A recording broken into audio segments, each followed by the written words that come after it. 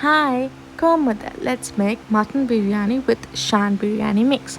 What you need first is palabata ghee. This is really good, guys. You can find it in anywhere supermarket. And then you need these spices: nutmeg, cinnamon, bay leaves, fennel seed, cardamom, and cloves.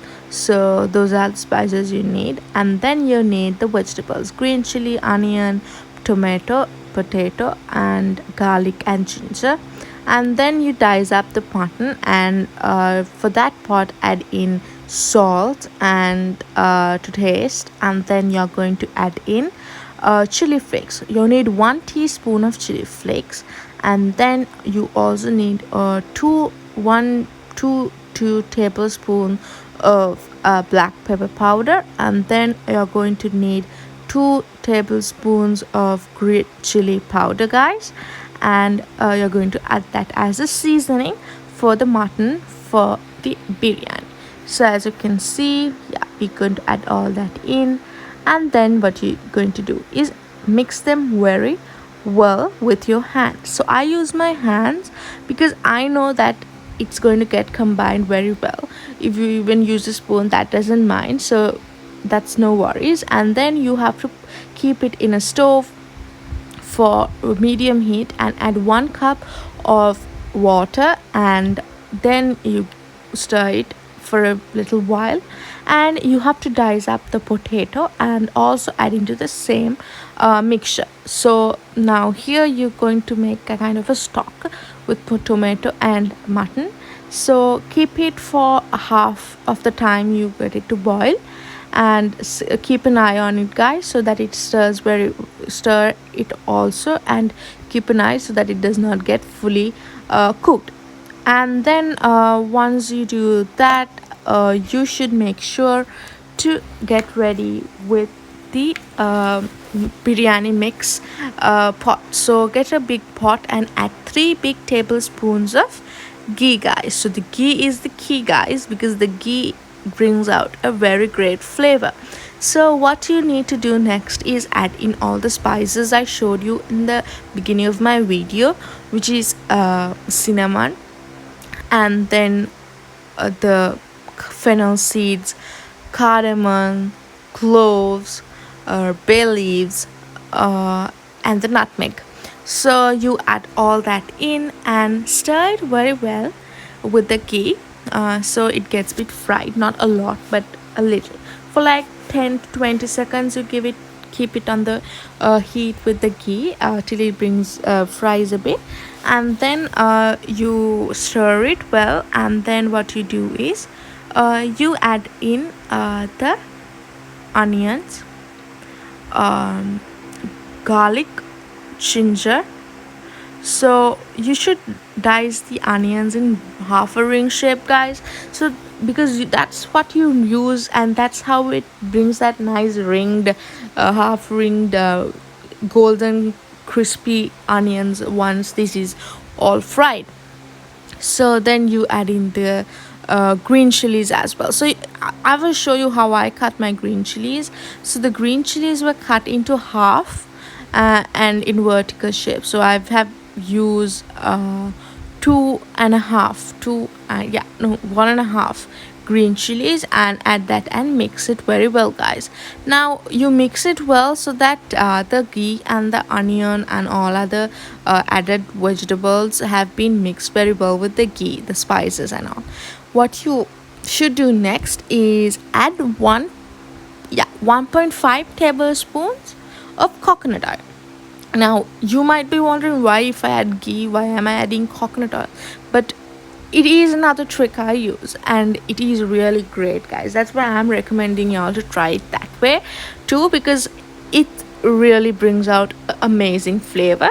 And while you're doing this, you get this amazing smell, like a nice biryani aroma.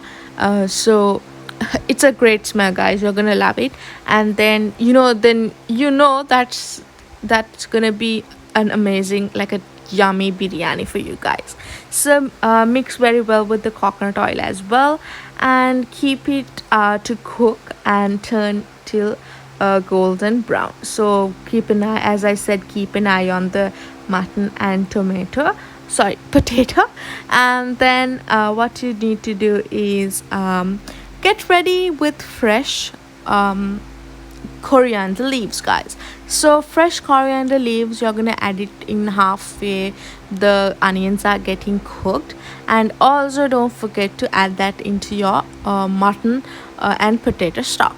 So you add that and don't forget to mix it.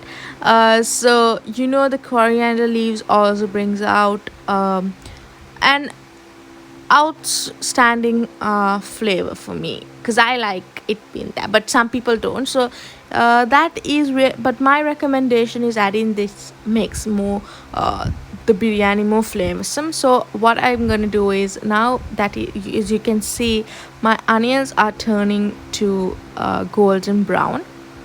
uh, that's the time you need to get ready with the other rest of the other veggies. So I'm gonna add in tomatoes. So I've diced up tomatoes, so I accidentally added a one whole tomato. I'm gonna take it out later, guys. So I had taken out that, and then I'm gonna add in the rest of the tomatoes. And you're going to add in the mutton and potato stock into that same mixture, guys. So once you add that, you're gonna mix it a little, like, very well, guys. So everything's well combined, the spices and the potato one, or what you mix so far is going to be combined very well. So give it a mix for like 1 minute is enough, guys. And then you should get ready with curd. So you need to add 2 tablespoons of curd. So I've used curd, you also can use yogurt, but curd, guys, is the best. So add in curd 2 tablespoons and mix it very well, just like I told you before, so it's combined very well. And now, once you're mixing this, you need to also keep ready the shan biryani mix. I will show you, guys. So this is the shan bombay biryani mix that can be found anywhere, and you're going to add that into that mixture. So I didn't add any other spices, powder, curry powders into this. This is the only mix that I added, and this has an amazing mixture, because it has curry powders, it have also spices in it, that those starred spices. So it has everything, so you don't have to worry. And then mix that all in to that mixture. And don't worry, guys, that biryani mix can be found anywhere in the supermarkets. So you just have to ask someone or any grocery shop whether they have the shan biryani mix. I usually cook biryani with shan biryani mix because it's an great mix to add into a biryani.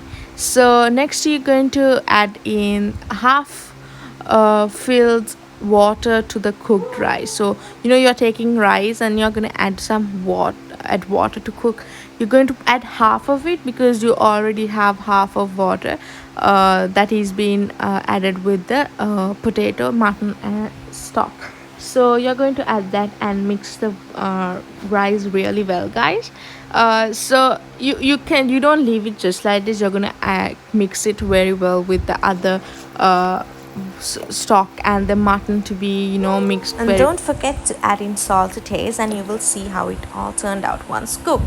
And then I will also add the other recipes for the next dishes like chutney and so on, with the chicken and the raita. And stay tuned, guys, the recipe is in the description below, and subscribe, and don't forget to like as well. So stay tuned for more, guys. Bye.